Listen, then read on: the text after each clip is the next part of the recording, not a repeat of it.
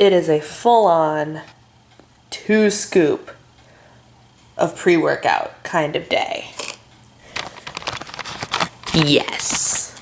2 scoops of pre-workout. Hello. Welcome to Monday. It is February 27th, which means it's the second to last day of vlogging every day in February.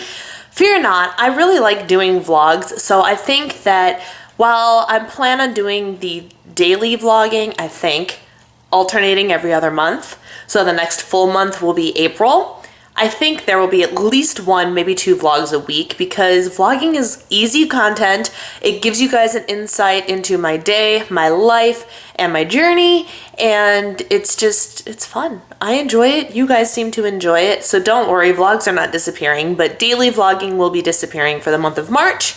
But anyway, I have a full 2 scoops of my Beachbody Energize, which is the pre-workout I've been using very poorly. I'm not very good at remembering to take pre-workout, but this week I am focusing much more on weight training, and I will explain to you why later. I'm trying to get this day going. It is currently, I don't even want to look, 11:45 a.m. I got up before my alarm, which was supposed to go off at 7:50. I was up at about 7:30, which was awesome.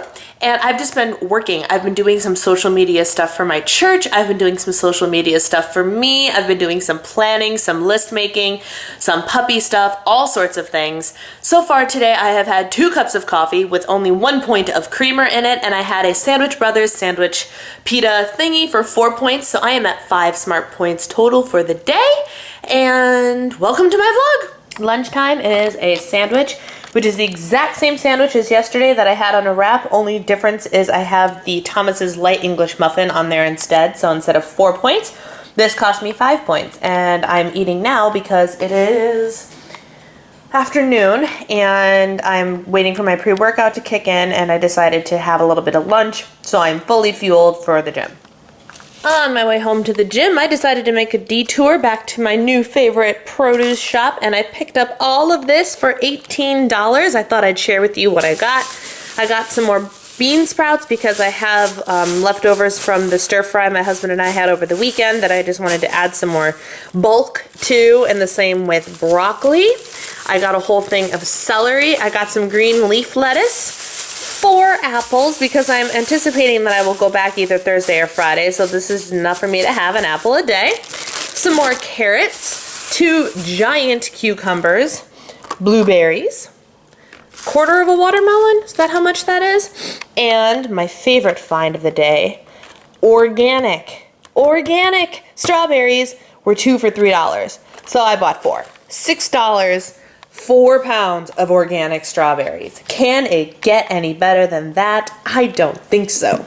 So like I said, all of this was only $18, which I'm very, very pleased with because, again, 4 pounds of organic strawberries.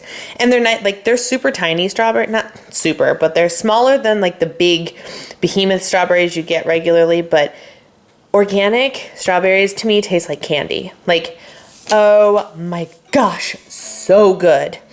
And so I have a face mask on before I jump in the shower. I'm going to let that soak in and dry and work its magic. And in the meantime, I'm going to wash and prep all of this so it's all easily accessible. So I have the power and the tools to make some healthy choices this week.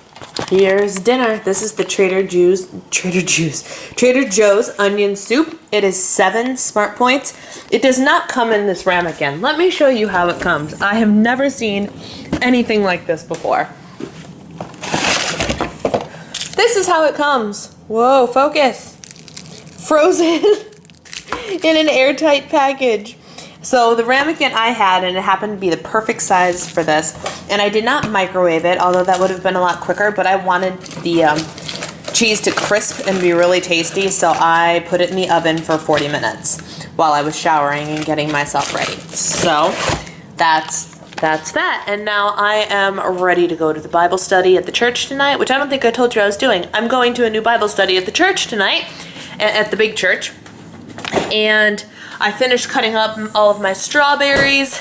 I still have some more stuff to cut up, but that's okay. And I'm thoroughly enjoying a new audiobook, which I will tell you about later. Hello, my friends. It is currently 9 o'clock. I got home from my Bible study. Gosh, there's no way it was already an hour ago. Maybe like 40 minutes ago.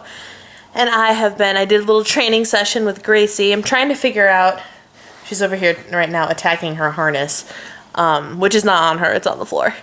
But I'm trying to figure out how to get her. She will come into our vicinity, but as soon as you bend over to pick her up, she bolts. I'm trying to figure out how to get her to stay put so we can pick her up when we call her. Just trying to get at my ice cream. That's not gonna fly. Anyway, I got home from my Bible study. My Bible study was great for a couple of reasons.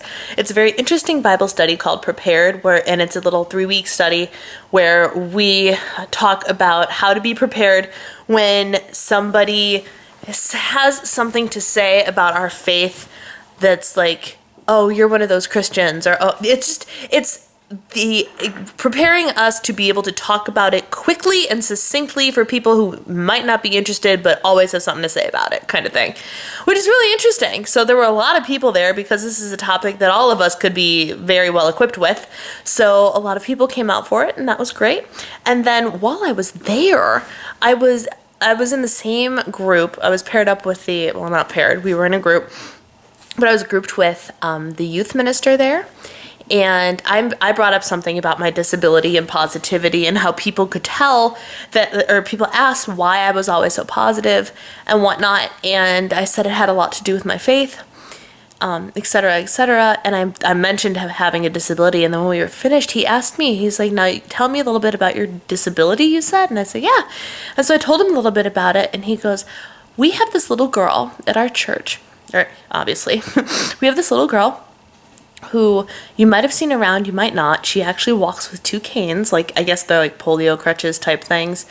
And her dad asked me, in one Sunday he said, what do you know about that singer up there? And clearly he was talking about me because you could tell something was a little bit different, just like with his daughter. And he was asking this youth minister if he thought I might be willing to mentor his daughter. I don't know much about her. All I know is her name and that she has crutches. And then he told me that she writes things on her prayer requests like, dear God, why do people always make fun of me? Dear God, why don't I have legs that work all the time, etc. And it broke my heart.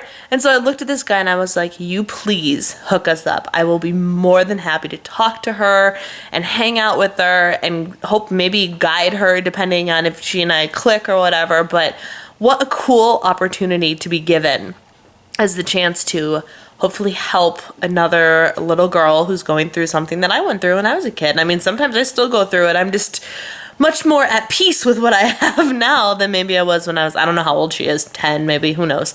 I've never seen her before, so she must go to a service that I don't go to. And the kids are usually separated from the adults. They're downstairs doing their thing.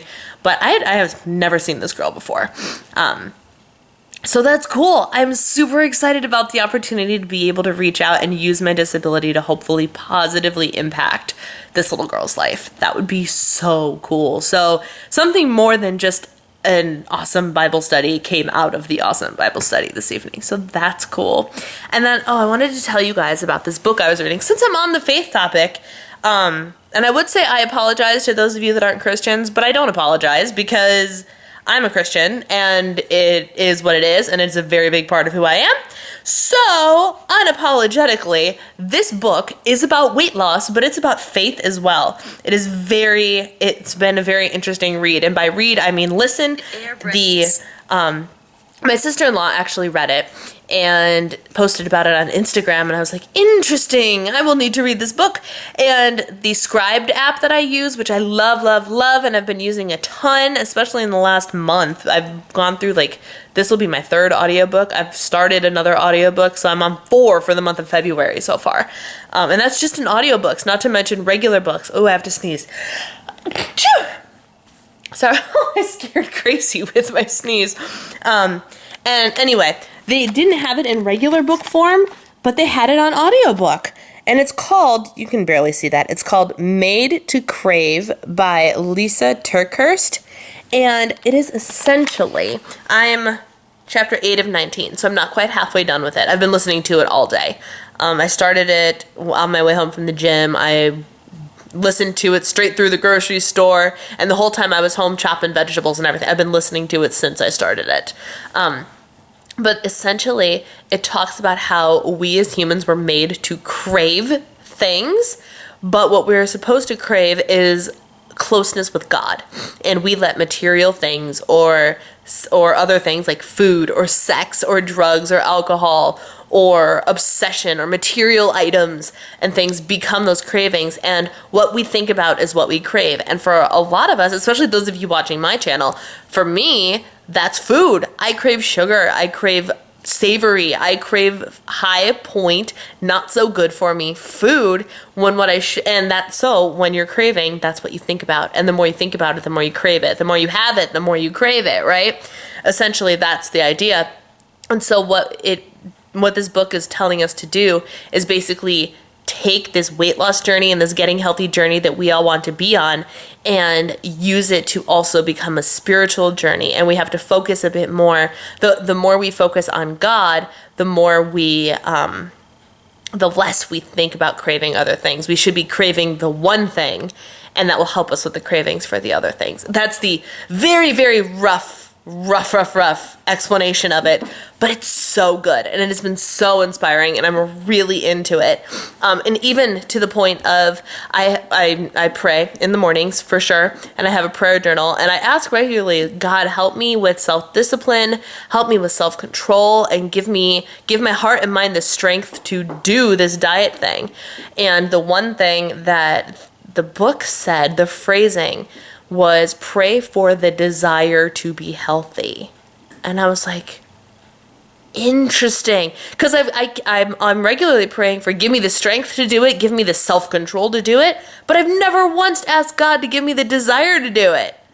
Like, because once you really truly, we all know I want this, I talk about it all the time, but my actions definitely speak louder than my voice does sometimes. I can say I want it, but if I'm not acting the way that I need to get it, do I really want it?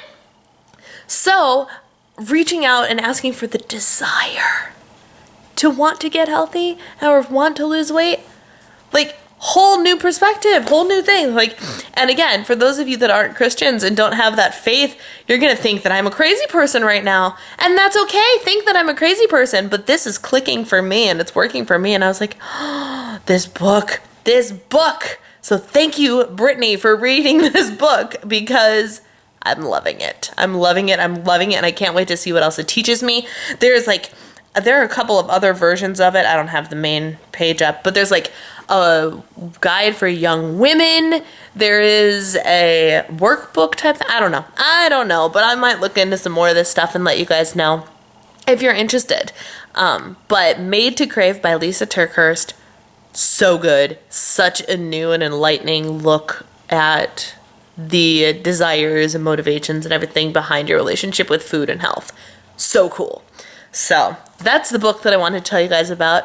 My evening was awesome. And let's see what's happening. Now my ice cream is probably soft. So I am having 2 servings of that enlightened ice cream you cannot have this. Excuse me. You cannot have this. No, ma'am. No, ma'am.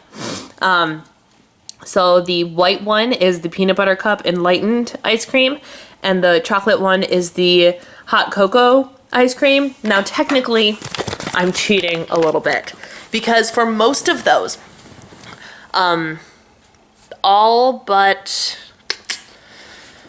so there were all but 2 that were 3 points, and the other 2 were 4 points, right?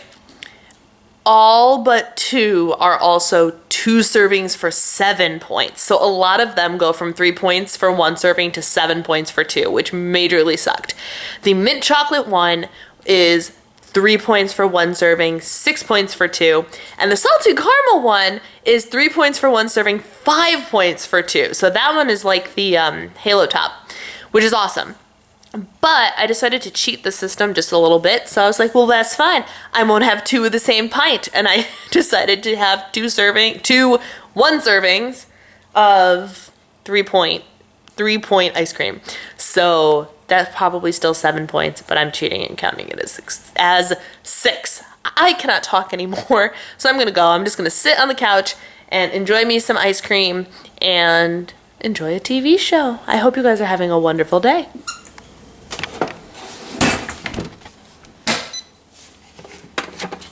Finishing up the last couple things in the kitchen.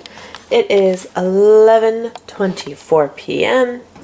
The last thing I do, which is a life essential, is get the coffee maker ready for the morning and set the delay so it is ready when I wake up. I've been using the silly $30 or $40 coffee maker a lot more often than the Keurig lately because I think our Keurig is on its way out. We've had it for 3 years, I think. We got that to replace my old Keurig because that one crapped out. And now I think this one is starting to go. So I can't decide if I want to get another Keurig or if I want to upgrade and get an espresso maker. Do you guys have either of these devices or both of them? And which one do you recommend? Because a big part of me really wants to get the espresso maker, but I'm not quite sure if that is, A, can you make like cups of hot water and regular coffee in the Nespresso machine? And B, how much more expensive is it to have an espresso machine? Not like the cost of the machine, but like the cost of the pods and everything if you use it daily. How much more expensive is it? You know? So I can't decide. What do you guys think? And that's it. I started to get tired pretty fast. I took my meds as soon as I got home. And I was like, not tired, not tired, not tired. And all of a sudden I was like, I think it's time to go to bed. So I'm going to go to bed and strive to get in there and settled in and hopefully asleep before midnight. That would be great. So I'm going to sign off here. Thank you guys so much for watching. I look forward to all of your comments that you guys leave me on my videos. I truly appreciate and read every single one of them. So keep them coming. Keep them coming. And then tomorrow is the last day of Vloguary.